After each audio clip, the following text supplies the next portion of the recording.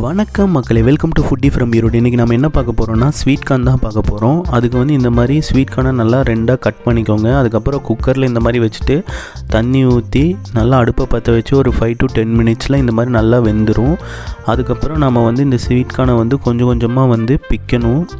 பிச்சு தட்டில் வந்து இந்த மாதிரி வந்து போடணும். ஸோ இதில் வந்து 3 டைப்ஸாக செய்யலாம். ஒன்று வந்துட்டு பட்டர் ஊற்றி செய்யலாம், இன்னொன்று வந்து சீஸ் ஊற்றி செய்யலாம், இன்னொன்று வந்துட்டு மிளகாத்தூள் உப்பு இதெல்லாம் போட்டு நான் செய்யலாம்.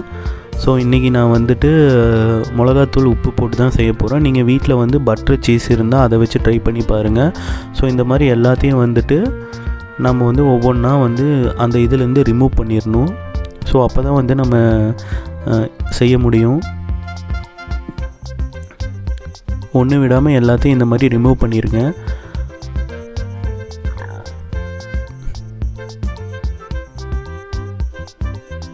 நான் ரிமூவ் பண்ணிட்டேன். பட் ஆனால் பார்த்தா அது சூடாகவே இல்லை. ஸ்வீட் கார்னை பொறுத்த முடிக்கும் சூடாக இருக்கணும். அதுக்கு இந்த மாதிரி ஒரு குண்டா வச்சுட்டு லைட்டாக தண்ணி ஊற்றிட்டு அந்த ரிமூவ் பண்ணதெல்லாம் இதுக்குள்ளே போட்டு லைட்டாக வந்து சூடு பண்ணுங்கள். அப்போ வந்து அது வந்து நல்லா சூடாச்சுன்னா நல்லா வந்து ஆவி பறக்க நல்லா இருக்கும். ஸோ ஸ்வீட் கார்ன்னாலே வந்து நல்லா சூடாக இருக்கணும். ஆறி போச்சுன்னா டேஸ்ட் நல்லாவே இருக்காது. ஸோ இந்த மாதிரி சூடானதும் அதை வந்து திருப்பி அதில் மாற்றிக்கோங்க. பாருங்கள், நல்லா வந்து புகையே வருது. ஸோ அந்தளவுக்கு சூடாக இருக்குது. நெக்ஸ்ட்டு வந்து நான் கொஞ்சோண்டு மிளகாத்தூள் எடுத்துக்கிட்டேன். அதுக்கப்புறம் லைட்டாக வந்து உப்பு போட்டுக்கிட்டேன்.